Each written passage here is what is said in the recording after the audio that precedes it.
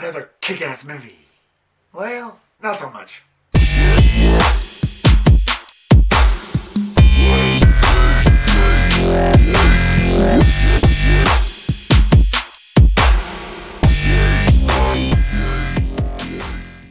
Those Who Wish Me Dead was directed by Taylor Sheridan and stars Angelina Jolie, and it follows the story of a firefighter with a survival expert tasked to protecting a teenage murder witness, all while trying to survive a deadly forest fire. I've never really heard too much hype about this film, but when I heard that Angelina Jolie was in it, I was sort of on board. I always liked her as an actress, plus she's a definite knockout. But setting my desires aside, let's get to the positives of Those Who Wish Me Dead. As I said before, Angelina Jolie was pretty good in this. I've liked her movies. What I've seen, I hadn't seen much.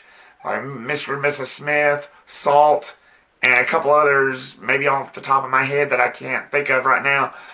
Like I said, I don't really see that much of her movies, but when I do, she's pretty good. She's just not in much stuff that I watch. But in this film, she carries herself. She carries herself pretty good. She basically plays this firefighter with sort of a troubled past. The weight on her shoulders from that said past just kind of carries on throughout this film. And it brought a very emotional, humanized side to her. And it really made the movie worthwhile, I think. The story arc was good. I like the whole idea that these bad guys was after this kid, this murder witness, after witnessing a murder apparently, and all the while trying to survive this forest fire. And it's very impactful. I like stories like that. It's very tense, which I got a little bit of a problem with, but I'll get into that later. But it was pretty insightful. It was pretty good. I like the whole arc of this. I like the whole sense where this movie was going. And surviving a forest fire while trying to survive these villains, these bad guys, it made for a good movie. I'd say it's kind of compared to The Marksman. I know I didn't do a review for that. It's the last Liam Neeson movie that came out. But I would say it's comparable to that film. And watch that film and this film and you'll know what I'm talking about. And speaking of the villains, they're pretty good. Nicholas Hoult and Aidan Gillen played the main villains of this, and they wasn't to be trifled with. They were basically henchmen for a much bigger part of the story, which I won't give away, which is not much there, which is another part I'll harp on later, but they played pretty good villains. You hate them. You know, I definitely hated them, but that's a good thing. You want villains that you hate. That means that they're doing their job. And they did their job well. Like I said, they weren't to be trifled with, and they just didn't play around. Good villains. The effects was pretty amazing. There wasn't much special effects in this, but when there was, especially when it involves the fire, it looked pretty beautiful. I would assume that this movie cost probably around 50 to 60 million. I'm no expert, but that's what I'm guessing it cost. I looked all around. I'm not really sure how much it costs. It's not really out there, but I couldn't really find the estimated budget for this.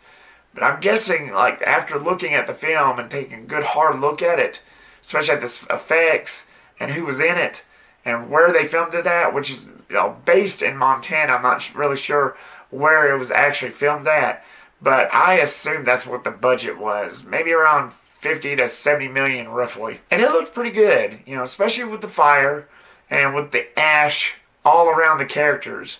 It looked pretty good. It looked pretty beautiful. I mean, I didn't have no complaints here. Going into this movie, I wasn't expecting much. As I've said, I have not really heard much about this movie. And that's a little bit of a red flag to me. Even though I know theaters are starting to reopen back up, we've had a crappy year, a pretty boring-ass year when it comes to Hollywood movies. With theaters starting to reopen, there are some movies that's going to kind of slip people because of everything. But this movie, the only times I heard about it was from a friend and on Facebook, and I literally watched the trailer for this like an hour before I went in the theaters and watched it. Not a good sign. That threw up a definite red flag for me, so with that in mind, let's get into the negatives. The tone and pace didn't really work for me. As I said, I didn't really expect too much. I was never really expecting too much because the red flags, like not hearing about this movie much before its release, but the tone and pace was just not kosher for me.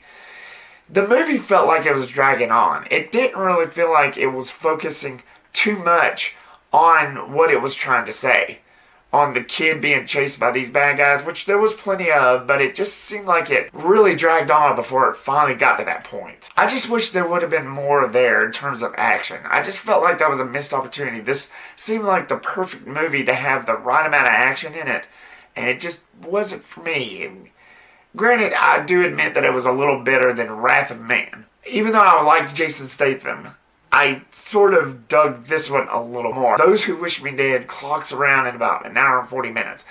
And I feel like if they made it a little bit longer with a couple more action scenes, it would have roped me in a little. It would have enticed me a little better. But unfortunately, that's not the case here. I just felt like that was a big missed opportunity. Of course, looking at the director, Taylor Sheridan, I've seen some of his other movies, and I kind of expected that. Most notably, Hell or High Water, which that's not the kind of movie he was doing for that one. But I've never seen this director do much of anything else that's like on a Die Hard level or something like that. So, in a way, I was kind of expecting it, but I just wish it would have been different. Again, not really expecting much, so can't fault me too much for that. But you always want it to be different. You always want it to be better than before. And the killer's motives, you don't really get the full picture. Someone gets killed and this kid witnesses it, so he goes on the run and runs into Angelina Jolie's character, which, by the way, I forget to mention, their chemistry was pretty cool too. Add that to the positives. But the killer's motives, it just wasn't that clear. You get a glimpse of it, they say it in context, there's like one scene where the bad guys kind of go into detail a little bit, but you just don't get the full picture. It's like they opened it up for a sequel, but not really. So, you never get to find out what the killer's motives is. The full picture, that bigger picture that they were talking. They say it, but it's like it was muffled, if that makes sense. You just don't get the full benefits of it. That just kind of took me out of the film. Granted, this movie has its moments. It's probably going to be something that I'll just watch once. Maybe if my family's in a movie mood night, I'll rent it for them when it comes out on Blu-ray.